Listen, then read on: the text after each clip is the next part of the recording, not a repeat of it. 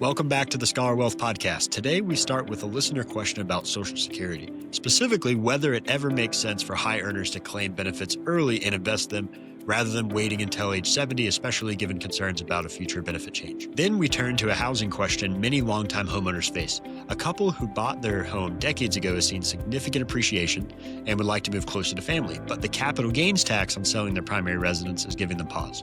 We'll talk through how to think about that trade-off and what planning can and cannot realistically do. We'll wrap up with a from the field conversation with Kelsey Perri from Road Scholar. We talk about educational travel and retirement, multi-generational trips, and why experiences often become a priority in your second act. Let's jump in. I'm 63, earning about $1 million per year, and I plan to keep working until at least age 65. My retirement savings are strong, so I'm not relying on Social Security, but I'd like to maximize what I receive after paying into the system for so long. Conventional wisdom says to wait until age 70, but some people suggest claiming early and investing the benefits yourself. I'm also concerned about possible benefit cuts or future means testing. Given that uncertainty, why shouldn't I just take Social Security early and invest it rather than waiting for a potentially larger benefit at age 70? So this is a question we get a lot. And fortunately, that means I've had to do a lot of background research into this type of question. And the big outcome of a lot of different questions around Social Security and Social Security cuts is that Social Security is regularly running out of money. I mean, this is not a newfound issue. Every few years, we hear the new statistics of the Social Security is going to run out of money in 2020. It's going to run out of money in 2025. It's going to run out of money in 2035. It'll run out of money in 2050. And that's not to say that those numbers aren't necessarily true. Of course they're true. The issue is what changes could be made to lengthen that timeline. Because when you look at what numbers are going into it, they take into account the current draw from Social Security, which is expected to get a little higher as the population ages, but it doesn't take into account what possible outcomes. Everyone always jumps to the conclusion that if Social Security is going to run out of money, it must mean that they're going to cut Social Security checks, which would absolutely be the worst thing for any politician to do. Could you imagine taking the main voting base in the United States and saying, what we're going to do is cut your income? That would be very difficult. So if we put that up on the wall, not to say that couldn't happen, that is one of the possible outcomes that could exist. But if we start ranking them, we start looking at all the possible outcomes and think about what the Social Security Administration could do. One, they could cut Social Security checks. Absolutely. Two, they could go and cut Social Security checks only for certain people, which gets to your point of means testing and everything, also possible. Both, I think, still hard to sell because it's hard to sell in general the idea that people have paid into a system and now you're taking that money back. Even though that's not how Social Security works, that's how it feels. It feels like it's a savings account for when you're older. The other one is we could go increase the Social Security tax that's out there. So instead of it being 6%, why couldn't it be 7%? And you could tax that 7% even at the individual level or the company level or only at the company level. And that is an easier pill to swallow. If you think about, you have to kind of close your eyes and put yourself in the shoes of a politician who's trying to sell this. It's hard for me to sell, I'm going to cut your Social Security check. It's easier for me to sell, I'm only going to cut the Social Security check on people who don't need it. It's even easier to sell that we're going to tax the future generation that's not you more to pay for your Social Security check now. That becomes a lot easier. The other factor is that there's a cap. There's a cap on how much individuals pay into Social Security. So the current limits in your high 100s, around $170,000 or so, and income above that limit, you're not paying into Social Security anymore. So a really easy one would be to take that limit and just increase it and say that limit is 250, that limit is 400, or that limit doesn't exist and it just continues to go up.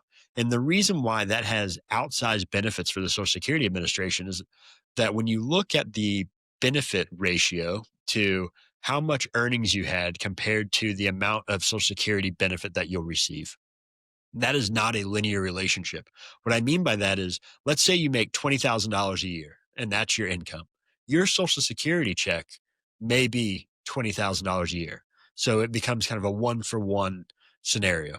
Now, let's say you go to $40,000 a year. Your Social Security benefit now may only be $35,000.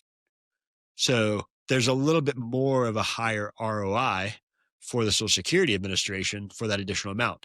What ends up happening is the Social Security Administration has two bend points. In other words, they do have a linear relationship up to a certain income level, and then the slope of that line drops. And the benefit you get for additional income starts to decrease. And then there's a second bend point later. So let's say you get over $100,000 a year. That benefit that you get for every $10,000 of earnings doesn't equate nearly as much to any benefit in Social Security. So, sure, your Social Security check is still going up a little bit at every dollar you earn past $100,000, but it's not nearly giving you the benefit that someone who earns another $1,000 from 20,000 to 21,000. And so it's sort of a built-in means testing is really what they did. And they said, we're not going to make this linear. If you're making $150,000 a year, that $50,000 you made from 100 to 150 may only give you $5,000 of Social Security benefit a year, where the 50 to 100 may have given you more. That 0 to 50 gave you a ton.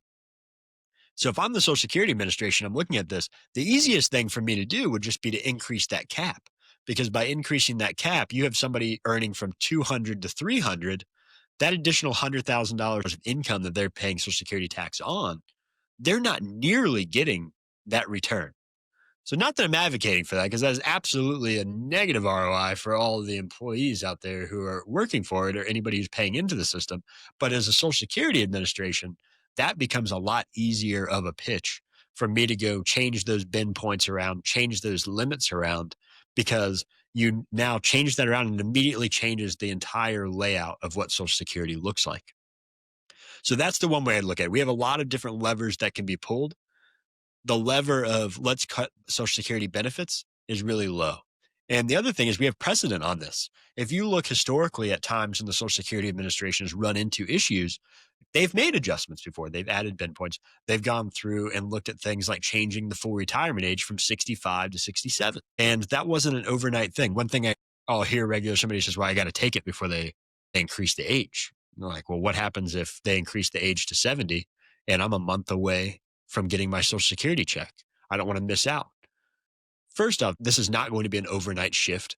You don't just wake up one morning and they say Social Security age has now changed and it's all finished. This would have to be voted on. You would see it in the system for a while, so you'd have some time to plan for it.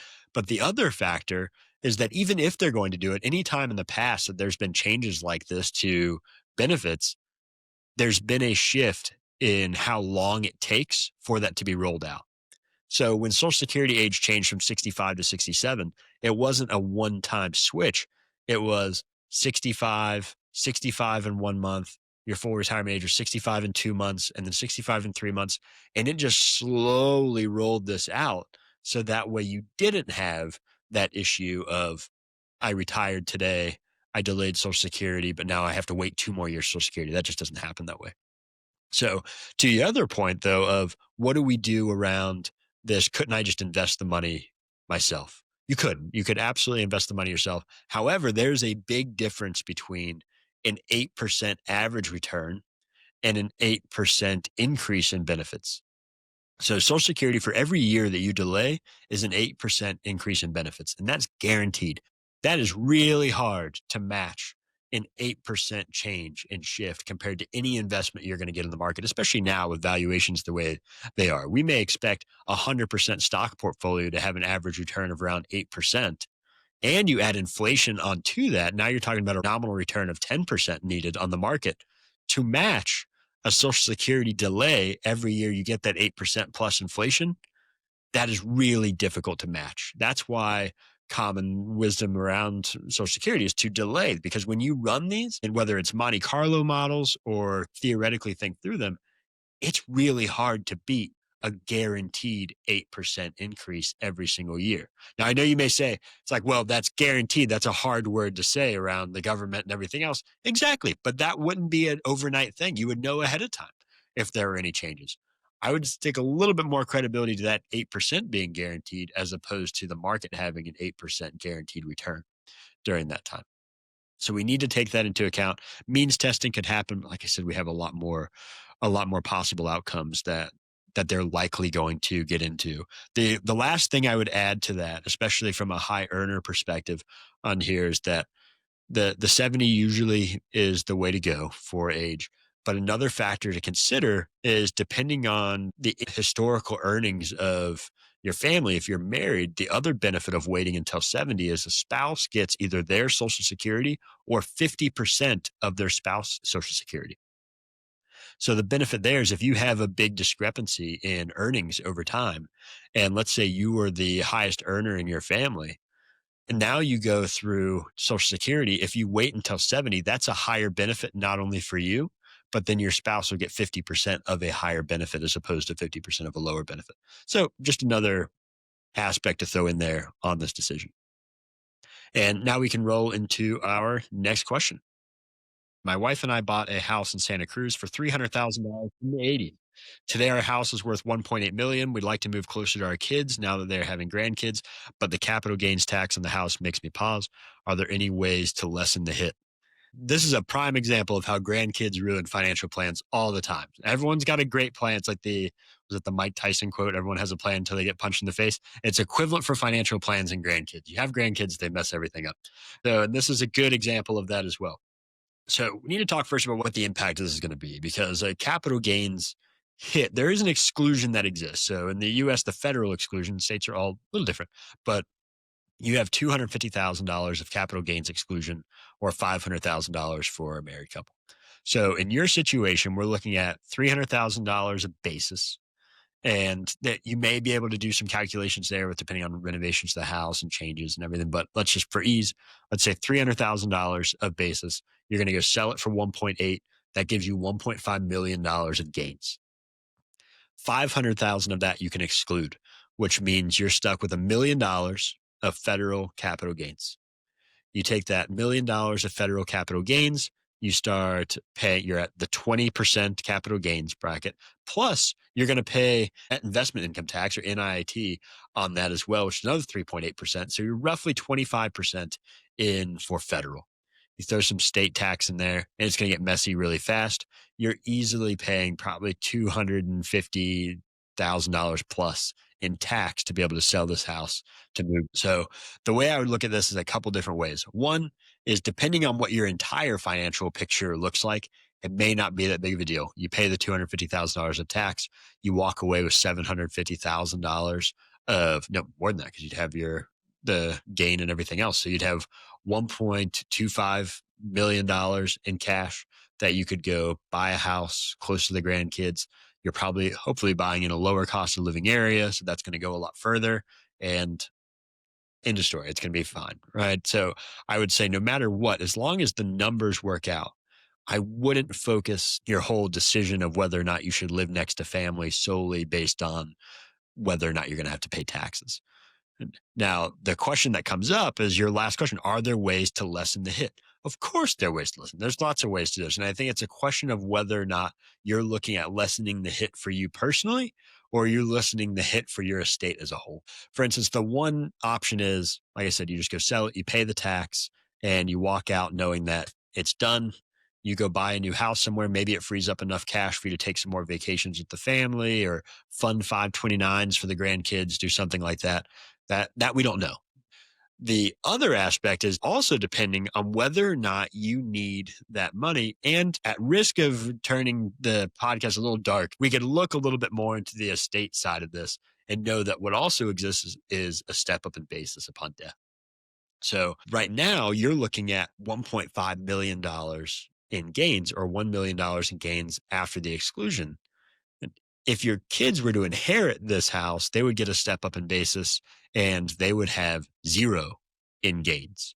And their cost basis for this house would move to 1.8 million. That has major implications. And we can quantify that implication. It's at least $250,000 worth of value to your whole family, if we think about it that way. So you can either pay that $250,000 now and your estate's $250,000 lower, or you can wait for a step up in basis and they get another $250,000. But you're going to say, well, Stephan, that doesn't solve the problem of me being close to the grandkids. That comes into whether or not you can benefit from that $250,000 of savings. Does that mean you could go rent for a little while closer to the grandkids? Does it mean that you go take out an equity line on your current home and use that to purchase a home closer to the grandkids? So that way you don't have to sell the current place. You go rent out the current place to cover all your expenses. And your only cost in that scenario would be the interest you're paying on the loan for the new home. So there's a lot of different ways to think about this beyond the you just have to sell it and eat the taxes. That is absolutely one option as long as your finances would be able to sustain it. But there are some more creative ways to go around this of saying maybe we look at the picture as a whole and from a kind of a higher level view of this income and these assets not only being your assets, but being assets of the family. And what's the most efficient move from a financial perspective that has positive impacts on you now and also on the tax side and the tax burden for you currently and in the future for your children. Next, we're joined by Kelsey Perri from Road Scholar to discuss why educational travel and shared experiences often become a meaningful priority in retirement. I'm joined by Kelsey Perri, Public Relations Director at Road Scholar. Kelsey has worked across travel, tourism, and communications throughout her career and has been with Road Scholar since 2016. She works closely with programs focused on educational travel for older adults, solo travelers, and multi generational families, and regularly shares insights on podcasts and talk shows. Road Scholar shows up very often in conversations with our clients. I'm looking forward to discussing how educational travel fits into a thoughtful financial plan and why these experiences can be such a meaningful use of time and resources. Kelsey, thanks for joining us today. And Yeah, definitely. So I grew up in a small town in Wisconsin, and my family didn't do a lot of traveling. And I think my first mode of travel was really through reading and through books. That was how I got around the world into different places and learning about different places. So, in a family of lots of athletes, I was the one under the bleachers reading books at my sister's hockey games. So, that's kind of where my beginnings start with travel. And then I studied abroad in college in Ireland, and that's when it really took off. And I really fell in love with travel and learning through different cultures and things like that. So I always knew that marketing communications might be a great way for me to combine my love of writing and reading with another industry, which ended up being travel. And so I found Road Scholar, and I've been here almost 10 years now. And yeah, I get to combine my love for communications and writing and travel and education as well. So it's really the perfect place for me to be. I love working at Road Scholar. We're a not-for-profit organization, and it's a really incredible company culture. And we have a great mission of education that brings together all of the people that work here. And so it's a really great place to work. that sounds great. And I've been really excited about talking to you about this because for years now, you'd have people mention that they're going on the trips and they're like, oh, we're going with Road Scholar. And at first, it's like, oh, just a company name you hear. And then you hear it a second time. And I think it was like the third or fourth time I hear, I'm like, why is this the one company that continues to come up with all these? It's always been good. So for someone who hasn't been on one of these trips before, what are you doing out there that makes people continue to mention this company? Well, I love to hear that. It's great to hear great things from our participants. We have 100,000 travelers a year, so it makes sense that you're hearing it more and more often. So, we are an educational travel organization, but I think to understand where we are and who we are today, it's kind of good to look back at our history and where we came from. So, we were founded 50 years ago. This was our 50th anniversary this year. And so, we were founded in 1975 as elder hostels. So, some of your older demographic may even remember that name more than Road Scholar, some of their parents traveling with us and things like that. So when we were founded in 75, we were taking older adults to college campuses, and they were staying in the dorms, and they were taking classes in the lecture halls from the professors at the universities. So it was kind of more of like a back to campus experience for older adults in retirement for them to continue learning after retirement. And then over the last 50 years, we've really evolved to be more of an educational travel organization. So we're staying in hotels now, not in college dorms any longer, but we are still a not for profit. We still serve older adults, and we are still all about learning and education. That's still our mission, and that always will be. So even though we are staying in hotels now and it's a little bit more of a travel experience, it's still super immersive and it's all about learning. And so the trips are you enroll in a program. You pay your money all up front. It's pretty much all inclusive. Once you get there, you have a group leader who's taking care of all of the logistics and details, so you don't have to worry about anything. You can kind of just enjoy the ride, enjoy the learning. So the hotels are included, all of the activities and meals and everything like that. So it's a group travel experience, but again, it's all about learning and education. So you're not there to sit on a beach and read a book. You're not there to hit the spa all day. You are there to be active and to be learning. But there's a lot of different ways you can do that. We have literally thousands of programs all across the US and all around the world. So you might be in more of a classroom setting. You might be learning about pickleball on the pickleball court. You might be traveling internationally. You might be on an African safari. You might be hiking through national parks. So there's lots of different ways that you can learn with Road Scholar.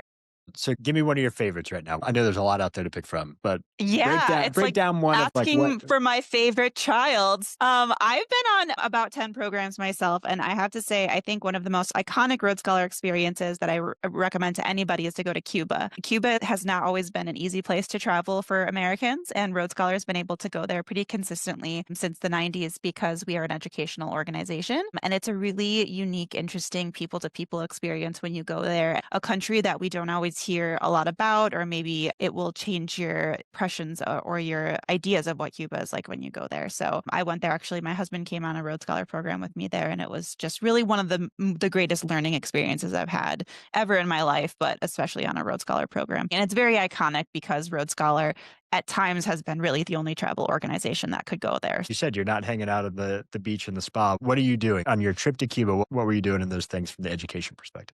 Yeah, we're traveling through Havana, learning about the historic architecture, learning about the history of the 50s cars that are there. We got to ride in them on the program. We went out into more of the countryside and learned about the farming there and the smaller cities. We went to a senior center and learned how to do like some fan art. This was years ago now, so you're testing my memory, but we learned how to do like fan communication.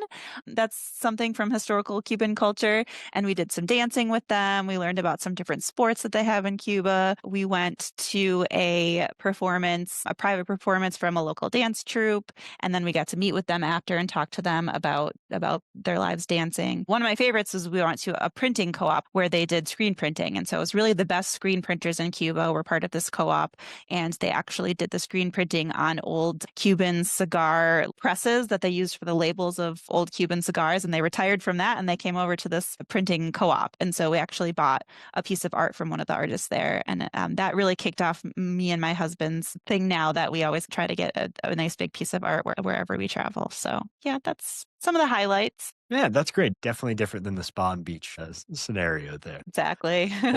And one of the big things that I see when we're putting together financial plans and everything, by far, the big expense that hits in retirement is travel. It's always the one that everyone's excited about.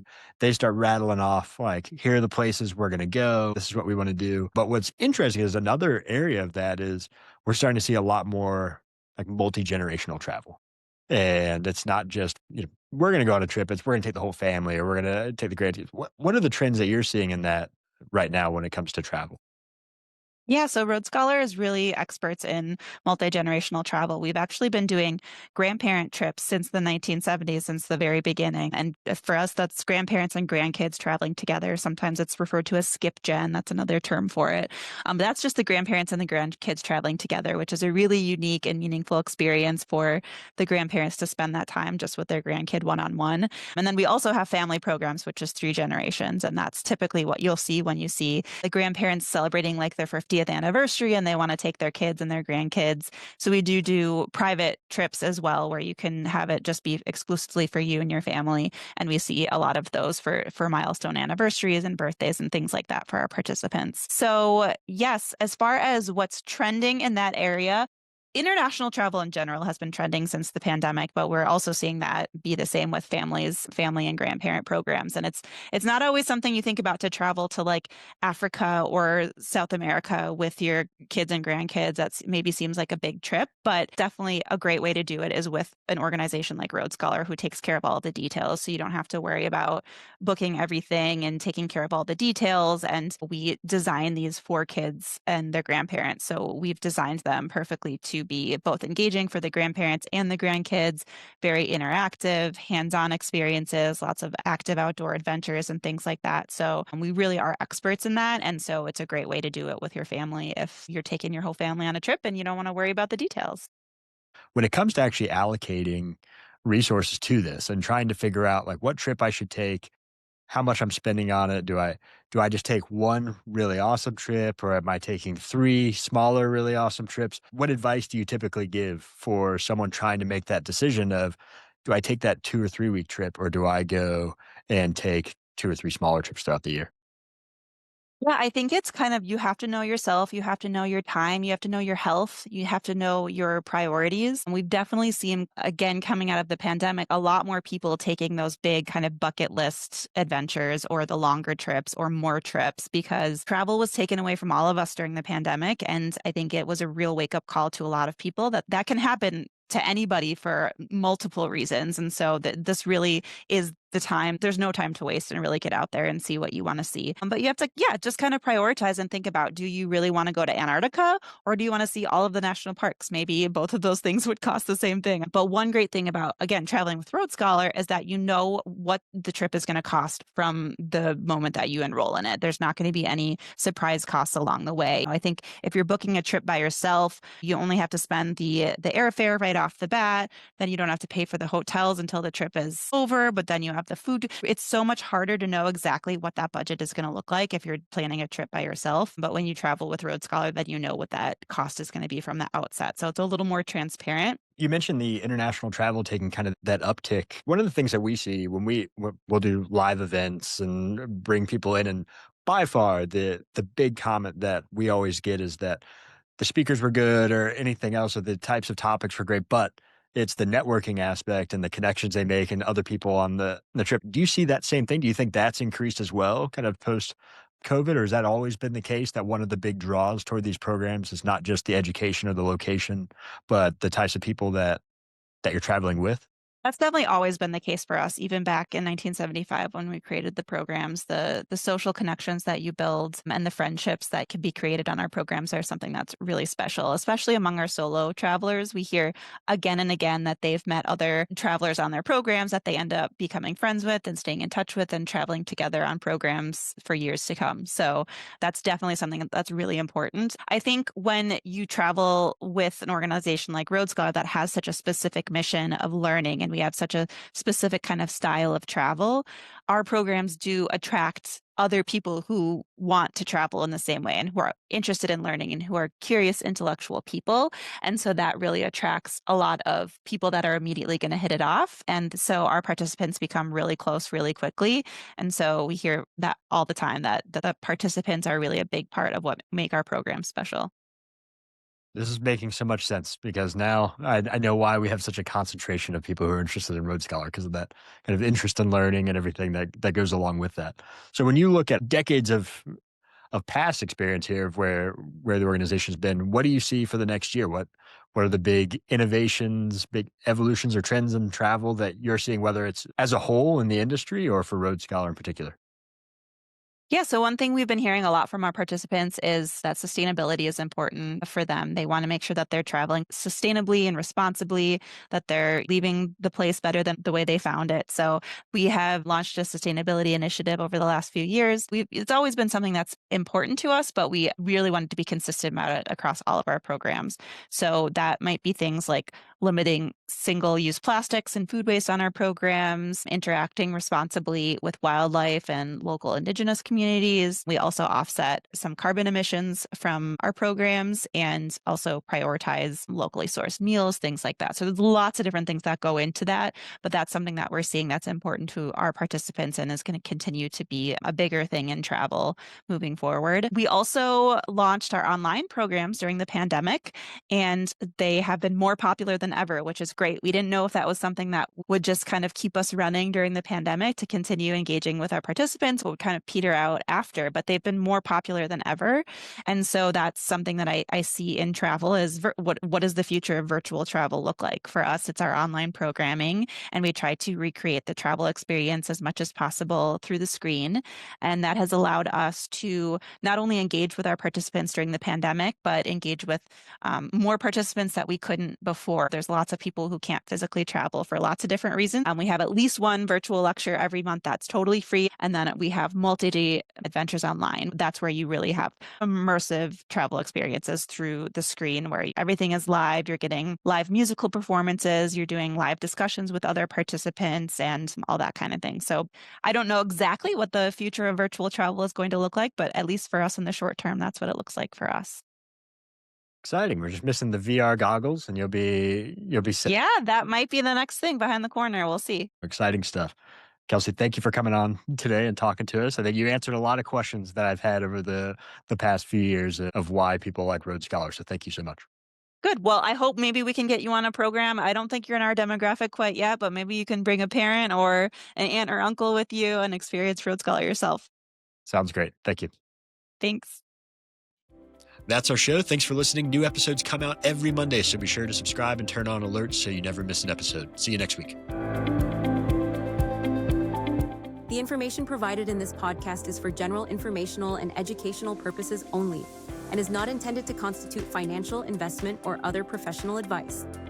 The opinions expressed are those of the hosts and guests and do not necessarily reflect the views of any affiliated organizations. Investing in financial markets involves risk, including the potential loss of principal. Past performance is not indicative of future results. Before making any investment decisions, you should consult with a qualified financial advisor who can assess your individual financial situation, objectives, and risk tolerance. Thanks for listening.